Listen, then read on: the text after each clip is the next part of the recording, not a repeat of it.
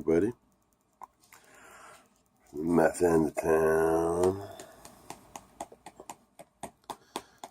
It's me, Chef Dirty P, King of Insomnia, or whatever you want to say. Yeah.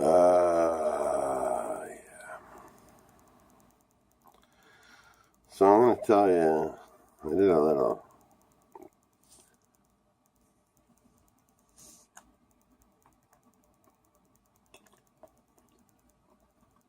blitzkrieg on the videos yesterday. We hit 50 subscribers. I couldn't be happier about that.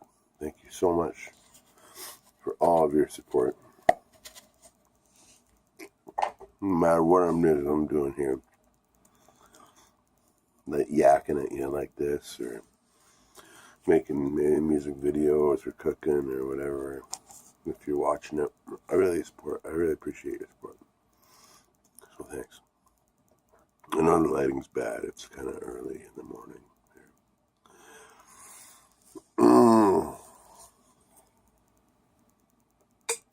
Yeah, definitely morning. So I'm going to tell you a story this morning of being on the road, but not being in a band yet. But it's a story I've told a billion times. Maybe you've heard it if you know me. But it's one of the favorite things that happened to me. It happened at a time in my life that I like to say when I was very young and I'd done very little. I was 19, living with my buddy Chris. Basically all we did was, I think we were on welfare or worked some shit jobs. I don't know. We lived some shitty existence. Drank a lot. Lived in Oakville. Basically our lives revolved drinking and going and seeing bands play. Very important to us, okay? Now, we used to go see punk bands playing in Toronto every weekend. We saw some great bands. I really feel lucky for the time I was surrounded. But one band we used to go see all the time was this band called Scream. Fantastic hardcore punk rock band from Washington, D.C. And the important thing about Scream not is that they were such a wicked band, but another young person who had also done very little at the time, Dave Grohl, was the drummer for the band Scream. Dave Grohl, the guy who drummed for Nirvana and plays for the Foo Fighters or whatever. I'm not big on either of those bands, but I love Scream. And they put on the best show. I used to go see them every single time they came to Toronto. And they came to Toronto a lot. I don't know why, but they did. A lot of the old good DC bands came to Toronto a lot. But I digress. So, Scream was, me and my buddy Chris, we were staying at I had this friend named Joe O'Sullivan who lived in Toronto, and he was like a poet. And he used to like peddle his poetry on the sidewalk and did crazy stuff. Neat guy. Write a poem, put it in a walnut shell, put a little tag off it with a stamp on it, selling it for a penny. And he'd sell these for a penny on the street. He'd make money that way. It's crazy. It was the 80s. Man, he lived in a warehouse, as a lot of people in Toronto did that we knew at the time.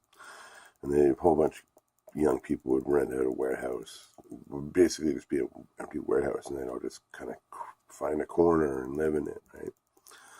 And, Joe was kind of like that, living in a warehouse. And they used to have lots of parties and stuff at the warehouse. And it was fun. It was a fun place to go, I guess. And we were staying there one night after seeing Scream play. Now, the thing about that was Scream was also staying there, which was kind of cool. Because after the gig, which was amazing, we all got to hang out me and Chris and my buddy Joe and his buddies and the guys from Scream. We spent the whole night going to booze cans around Toronto, drinking till dawn.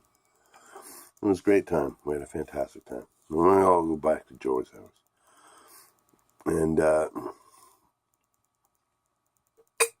Joe, living in a warehouse, didn't have a lot of furniture. And his friends, they'd all just had little areas.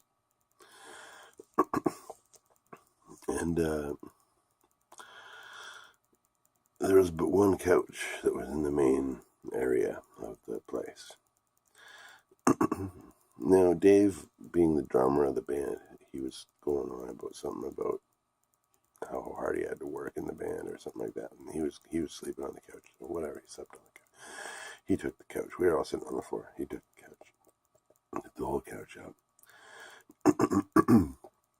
Now, the beer of choice in Toronto at the time was Export, Molson Export. That was where you got all the booze cans, Export or Black Label.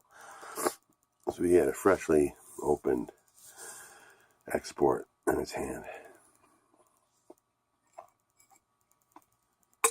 He just opened and fallen asleep with. And I thought, this guy, whenever he took the only furniture in the house, and Dave Grohl, he wasn't anybody to me. He was just a drummer, great drummer for Scream. He's a cool guy, whatever. I took his beer. Slipped the beer right out of his hand. Brand new, freshly cracked beer. And I sat next to him, and I drank it. I fell asleep on the couch next to him, or the floor next to the couch, with my buddy Chris. We woke up in the next morning, and we left. We came back home, whatever. It was no big deal. But now that I'm in my 40s, and all this, we've all gotten older and done things. And Dave Grohl has certainly done some things with his life.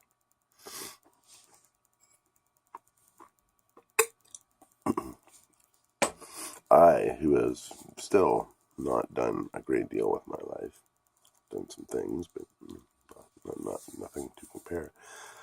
But I did steal a beer from Dave Grohl. So I guess if that's my lot in life, if that's maybe my claim to fame, to be the guy who stole a beer out of Dave Grohl's hand at a party, a after-hours beer party one night, we were all passing out, then I think I'm doing okay. I'm not unhappy about that.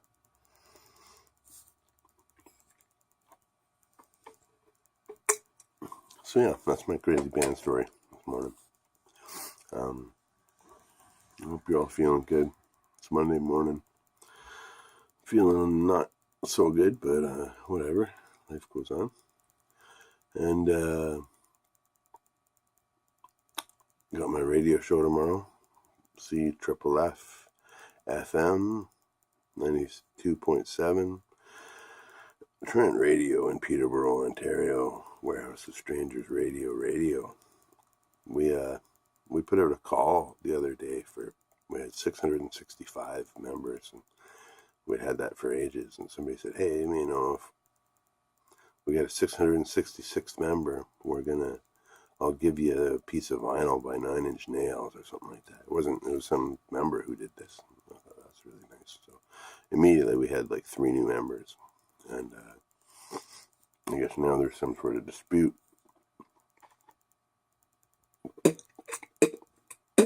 over who actually was the 666th member. But whatever, it's all good. Figure it out. Keep that drama low. That's what we do. So thank you so much for being the people who subscribed yesterday. It brought me up from 47 subscribers to 50 subscribers. I really appreciate it.